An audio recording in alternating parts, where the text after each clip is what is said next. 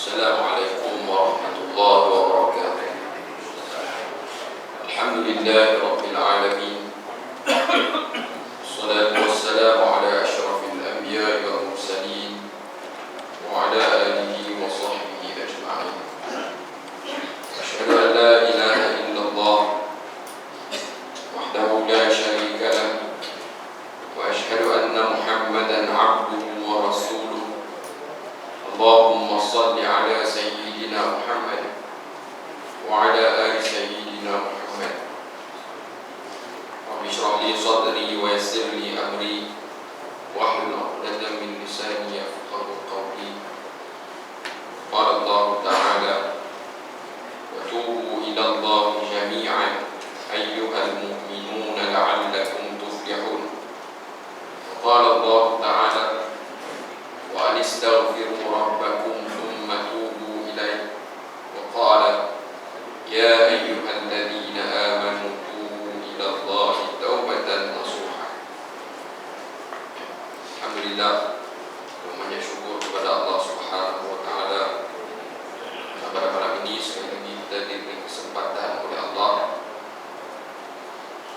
untuk hadir ke surau masjid kita sama-sama mendirikan kewajiban sebagai hamba di muka bumi Allah.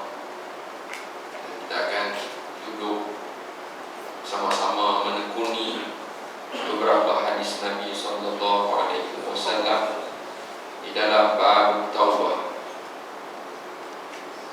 Tuan, malam ini insya-Allah kita tak baca hadis panjang, kita tengok kawan. Tapi malam masa tak habis. Tak buat. Kalau ada kesempatan yang lain kita tengok sebuah hadis ini pada muka surat Allah 43 akan bertemu sehingga muka surat 62. Hampir 42 surat itu sebuah hadis. Kisah dia cukup panjang. Kalau saya baca matan saja pun habis bersama Nabi.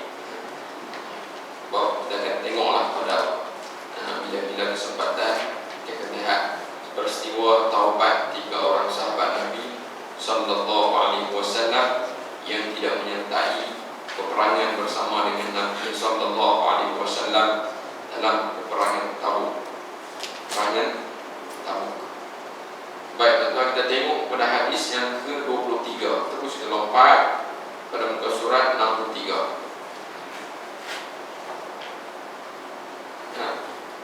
Ada kesempatan lain kita tengok boleh kita pantau dek. Biasa tu jawab ngaji kan. Baik. Qala al-muallif rahimahullahu ta'ala wa nafa'ana bi'ulumihi fid darain amin. Wa 'an Abi Nujaym بضم النون وفتح الجيم عمران بن حسين الخزاعي رضي الله عنهما أن امرأة من جهينة أتت رسول الله صلى الله عليه وسلم وهي حبلى من الزنا فقالت يا رسول الله أصبت حدا فأقمه علي فدعا نبي الله صلى الله عليه وسلم وليها فقال أحسن إليها فإذا وضعت فأتني ففعل فأمر بها نبي الله صلى الله عليه وسلم فشدت عليها ثيابها ثم أمر بها فرجمت ثم صلى عليها فقال له عمر تصلي عليها يا رسول الله وقد زنت قال لقد تابت توبة لو قسمت بين 70 من أهل المدينة لوسعتهم وهل وجدت أفضل من أن جالت بنفسها لله عز وجل رواه مسلم. Kemudian hadis yang berikutnya, hadis yang ke-24, wa Ali bin Abbas wa Anas bin Malik radhiyallahu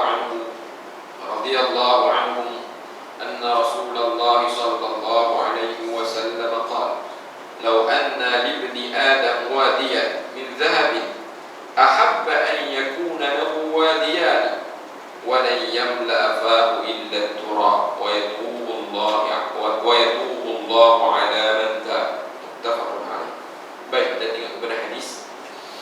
23 pada muka surat 63. Hadis ini masih berkaitan dengan bab taubat. Jadi kita dah tak banyak hadis, hanya ada 3 hadis lagi. Kita usah habis dengan malam. Pada pertemuan akan datang kita masuk pada bab yang baru, bab sabr, bab sabar pula.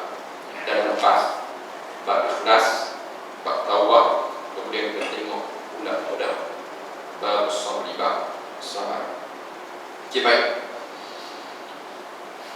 Kita tengok hadis ini diriwayat daripada Abu Nujaib.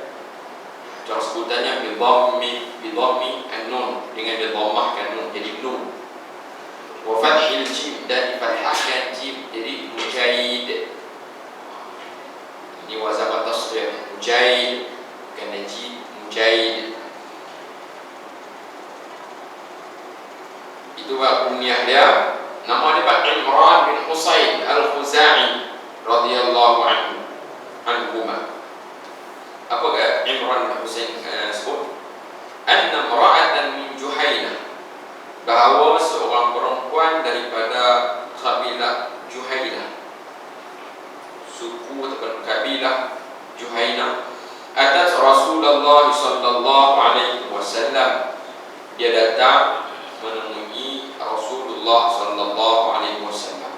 Wa hiya hubla min az-zina, perempuan tersebut dalam keadaan sedang hamil disebabkan perbuatan zina.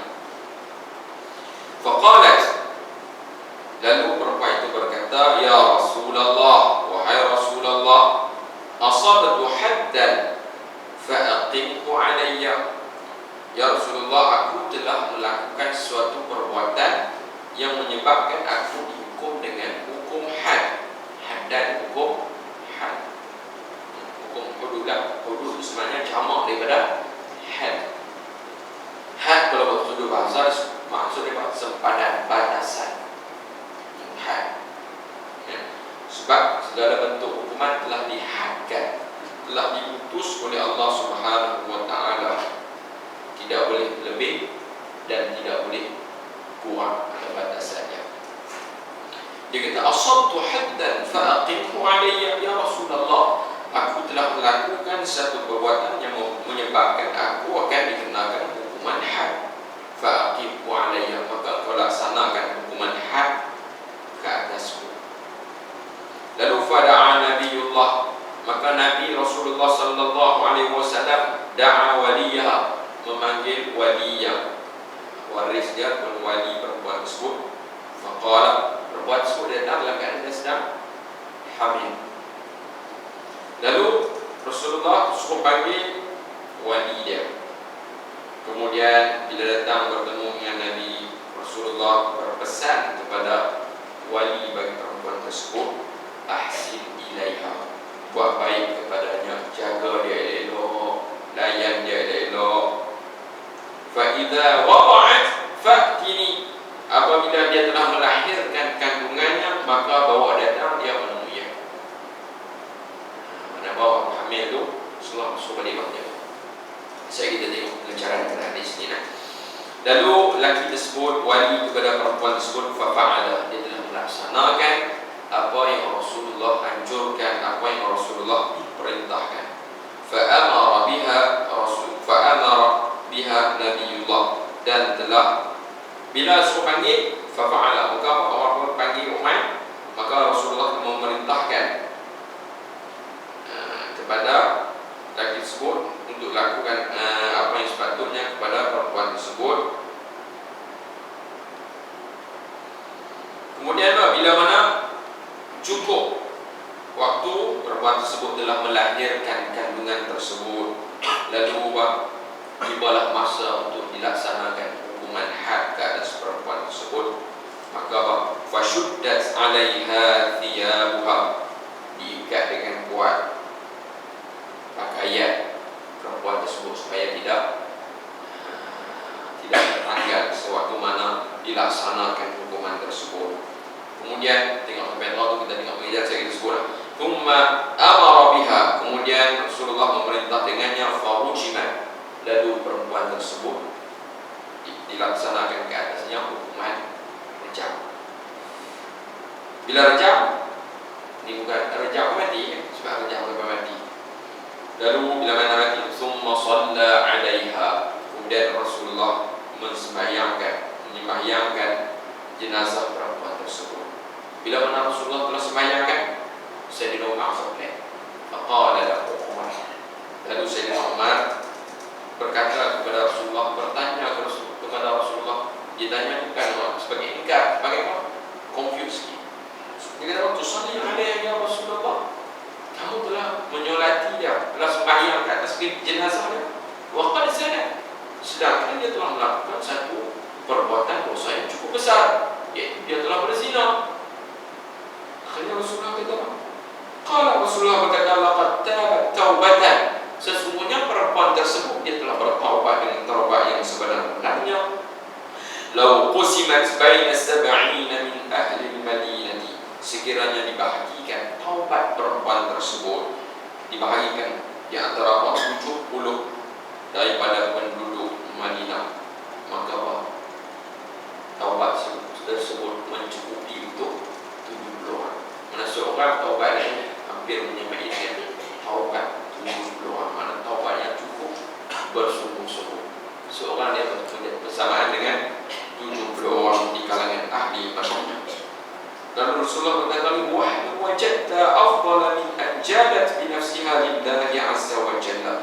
Adakah kamu wahai Umar mendapati seafdal daripada dia yang bertaubat menghadap dengan diri sepenuhnya menghadap kepada Allah Subhanahu wa taala, semata-mata membaiki dirinya untuk mendapat keredaan Allah Subhanahu wa taala. Okay, baik. Ini hadis. Jadi tak mana key dia, point dia ataupun kaitan dengan tajuk bab ini? Ya, jelas. Memang jelas betul kan? Kaitannya itu berkaitan dengan taubat seorang perempuan zaman Rasulullah SAW yang terlibat dengan satu perbuatan dosa yang cukup besar, satu dosa yang disabitkan dengan kesalahan had. Maka hanya Rasulullah mengiktiraf taubatnya. Rasulullah kata bahawa dia telah bertaubat dengan walaupun saya nama Rasulullah habis bayang apa dan dia ni teruk ni. Kalau kita ke masa kotak ni, tapi Rasulullah bayang jenazah yang mengimamkan jenazah tersebut. Rasulullah kata dia telah bertaubat dengan sesungguh-sungguhnya. Okay, baik, kita tengok maksud hadis daripada Abu Nujaid Imran bin Husain al-Khuzai radhiyallahu anhuma, bahawa seorang perempuan daripada suku Juhaina telah datang berjumpa Rasulullah sallallahu alaihi wasallam. Perempuan tersebut dalam syarah hadis yang lain dengan nama dia Khawlah binti Khuwailid. Khawlah binti Khuwailid, perempuan yang terlibat dalam kes zina. Kemudian dia datang bertemu dengan Nabi sallallahu alaihi wasallam dalam keadaan hamil dan berkata, wahai Rasulullah, aku telah melakukan satu dosa yang wajib hukum had, maka laksanakanlah ke atas diriku. Lalu Nabi sallallahu alaihi wasallam memanggil walinya dan bersabda, jagalah dia dengan baik. Apabila dia melahirkan anak, bawa dia kemari. Perintah Rasulullah sallallahu alaihi wasallam itu dipatuhi. Terjemahan yang berkata fa'ala fa'amara biha Nabiullah. Setelah sampai masanya, Rasulullah sallallahu alaihi wasallam memerintahkan supaya pakaiannya diikat dengan kemas agar tidak terbuka. Kemudian diperintah supaya direjam. Setelah itu Rasulullah sallallahu alaihi wasallam menyembahyangkan mayatnya. Lalu Umar berkata, disembahyangkah dia wahai Rasulullah, padahal dia telah berzina? Jawab Rasulullah sallallahu alaihi wasallam, sesungguhnya dia telah bertaubat. Dengan taubatnya itu, jika dibahagikan kepada 70 orang penduduk Madinah, pasti yang mencukupi untuk mereka. Pernahkah engkau menemui orang yang lebih baik daripada seorang yang menyerahkan dirinya untuk mendapat keredaan Allah Azza wa Jalla? Hadis riwayat Muslim. Jadi hadis ini banyak faedah pengajaran yang dapat kita ambil daripada hadis ini. sama di sudut pengajaran, sama di sudut bab itu sendiri berkaitan dengan taubat ataupun perkara yang berkaitan dengan hukum yang lain. Jadi bila kita tengok pada hadis ini, bagaimana sikap sahabat di zaman Nabi SAW. Bila mana mereka rasa melakukan kesalahan, mereka sendiri datang kepada baginda SAW mengaku kesalahan yang mereka telah lakukan. Jadi dalam penyambitan hukum had, hukum hudud, antaranya salah satu untuk disabitkan pengakuan sendiri, iqrar, pengakuan daripada pesalah yang mengaku tak dia telah melakukan perkara tersebut. Itu salah satulah untuk menyabitkan. Yang keduanya melalui adanya syahadah, bukti, ada penyaksian daripada saksi-saksi. Ini antara dua benda yang untuk kita sabitkan kesalahan. Maka di sini salah satunya ialah pengakuan daripada pesalah itu sendiri. Baik. Kemudian pengajaran kedua ni bisa kita tengoklah. Pertama apa? Sikap para sahabatnya apa? Sanggup mengaku bersalah. Sebab apa? Mereka melihat itulah jalan yang terbaik untuk mereka memohon taubat kepada Allah Subhanahu Wa Taala. Mengaku sendiri tak ada sama juga mengaku sebab timbul benar-benar penyesalan dalam sanubari mereka. Kemudian kita boleh tengok juga daripada hadis ini, peristiwa ini, betapa hebatnya Nabi Sallallahu Alaihi Wasallam. Walaupun kalau kita tengok orang tu melakukan kesalahan yang cukup besar, bagaimana sikap Nabi Sallallahu Alaihi Wasallam? Mai kata, ya Rasulullah, aku telah bilang apa hal ni? Tak tahu malu ah. Kalau kita kan, Rasulullah ni, kita apa ada tak tahu. Kalau kita belum nampak ada orang tak jadi, itu kalau kita kan. Tapi dengan sikap Nabi Sallallahu Alaihi Wasallam, dipanggil wali perempuan tersebut, pesan pula, balik ni juga rumah orang. Kalau kita anak buat salah sekolah cikgu report balik tak datang mai, menendang rumah kat itu, ni apa kan? Tu. Tapi Rasulullah pesan kepada wali perempuan tersebut, hasin ilaiha.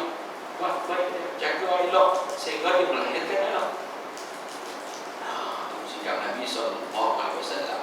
Jadi wali pun bila Rasulullah pesan itu dia patuh. Sebab ini perintah daripada Rasulullah SAW. Nabi kita tunggu pihak mereka lahir kandungan. Kalau kita nak jatuh hukuman naya, dia mati, anak adalah kandungan pun mati. Jadi pihak bahaya ibu itu saja kena hukuman anak, tak ada salah apa. Tidak ada kesalahan itu daripada ibunya. Kadang-kadang kita memandang kalau yang Allah ni itu menyebabkan bukan kesalahan daripada anaknya, tapi daripada sikap ibunya yang terlibat dengan perkara yang tidak sepatutnya, akhirnya bencana impor kepada anak. Antara keburukan wasa sabila disebut sebagai keburukan zina, merosak keturunan. Jadi sini kita dapat lihat bagaimana sikap Nabi Sallallahu Alaihi Wasallam dalam kes ini. Jelas Nabi ini menjadi seorang perunding yang cukup baik. Bagaimana sikapnya menjaga masalah kepada pesalah, menjaga masalah kepada wali dia, dan hingga kan masalah kepada anak yang berada di dalam kandungan. Okey, selesai. Bila selesai saja apa hukum, nampak sikap Nabi. Kita bila berlaku salah orang bebas kat ini, lari di mana-mana kan, selamat kan. Tapi dia tak lari. Akhirnya bila cukup masa, datang temui semula baginda Sallallahu Alaihi Wasallam. Sebab dia rasa benar-benar rasa bersalah. Kita hari ini tidak harap kan, kat Yamin orang kadang-kadang boleh buat lari ni. Doang kan. Baik. Jadi bila balik rumah, akhirnya bila sampai tempoh masa dia datang semula menemui baginda Sallallahu Alaihi Wasallam. Hingga ada contoh-contoh yang lain. Bila melahirkan anak, Rasulullah balik dulu, susu anak tu sehingga apa? Anak itu cukup susuan tempoh masa cukup lama. Sebab kalau dijatuhkan hukuman, daya anak nak susu mana? Lagi tak apalah, dah jadi muda kan. Jadi masalah kepada anak tersebut tetap dijaga. Rasulullah bagi tempoh sehingga cukup masa apa? Melahirkan kandungan, cukup tempoh menyusu. Akhirnya datang menemui Nabi Sallallahu Alaihi Wasallam untuk jatuhkan hukuman. Kemudian apa thiyabuha. Rasulullah amarkan supaya pakaian itu ikat. Kita kalau jatuh kesalahan sempat betul lagi pada menjawab kan, oi, kalau nek ni sempat. Tapi masih menjaga maruah ya. Supaya bila sempat ni rejam ni kadang-kadang boleh menyebabkan tertanggal pakaian. Nabi suruh ikat yang elok. Walaupun dia dijatuhkan sedang dijatuhkan umat, tetapi maruahnya tetap dijaga oleh Nabi SAW. Sebegitu hebat sikap Nabi terhadap orang yang melakukan kesalahan. Sikap kasihan belah masih ada, prihatin, menjaga maruah itu masih ada. Sebab kesalahan dia macam itu saja. Sebab orang kita dalam masa yang sama masih nak melondehkan lagi maruah dia. Surah fasyuddat alaiha thiyabuha, ikat pakaian yang elok supaya orang tidak jatuhkan hukuman yang mungkin menyebabkan pakaian tertanggal. Oh, ada londeh kan menyebabkan cerita ini panjang lagi kan. Jadi hebat Nabi sallallahu alaihi wasallam itu sikap Nabi. Dia tengok tadi bagaimana sebelum selepas dia mengadu bagaimana sikap Nabi. Adakah Nabi mawar?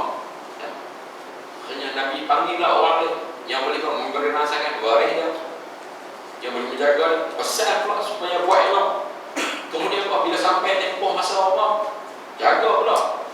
Kalau dalam hadis ini dia tengok sikap masih menjaga maruah kepada perempuan tersebut, jaga elok bila nak jatuhkan hukuman, ikat pakaian biar elok. Kemudian bila mana diperintahnya dia direjam. Bila mati apa Nabi buat? Nabi telah menyembahyangkan jenazah perempuan tersebut. Hingga kan para sahabat rasa katanya tak kenal dia orang jahat kan, orang jahat soalnya macam tu timbul perasaan, ada confuse. Akhirnya Nabi jelaskan. Saya Umar kata tusalli 'alaiha ya Rasulullah wa qad zanat. Adakah kamu nak sembahyang ke atas jenazahnya sedangkan dia telah berzina? Nabi contoh satu buah kepada sahabat kita. Rasulullah tahu sebenarnya perempuan tersebut telah bertaubat dengan sebenar-benarnya. Walaupun sebesar mana dosa yang dia telah lakukan, bila mana dia bertaubat dengan sebenar-benarnya, hatinya sepenuhnya mengharapkan ampunan daripada Allah, maka taubatnya menjadi taubat yang paling agung. Walaupun dosanya ikutnya dosa yang paling agung lah, dosa yang cukup besar, tapi taubatnya taubat yang cukup hebat. Hingga Rasulullah kata hebatnya taubatnya seumpama lau usimat baina sab'ina min ahli al-Madinah la wasi'athum. Sekiranya taubat seorang perempuan ini dibahagi-bahagikan kepada 70 penduduk Madinah. 70 penduduk Madinah. Hebat. Siapakah penduduk Madinah? Para sahabat. Orang yang sentiasa bertaubat, sentiasa memohon ampun, sentiasa beristighfar kepada Allah. Orang yang hebat. Penduduk Madinah siapa? Sahabat Nabi yang Allah rela taubat mereka, taubat yang hebat. Sehingga Nabi kata, karena dia seorang taubat saja dibahagikan dengan 70, itu setaranya sebanding taubat seorang yang perempuan itu bersamaan dengan 70 orang taubat penduduk Madinah. Yang Rasulullah kata, adakah kamu temui seafdal daripada seorang perempuan yang membaikkan dirinya, untuk menyerahkan dirinya untuk mendapat keredaan daripada Allah Subhanahu wa taala. Hati dan sepenuh perasaan mengharap kepada redha Allah Subhanahu wa taala. Bagaimana kita dengan kisah sebelum ini, bagaimana seorang yang telah membunuh 100 orang hanya berjalan menuju ke suatu negeri untuk bertaubat dengan sepenuh hati, akhirnya taubatnya diterima, mendapat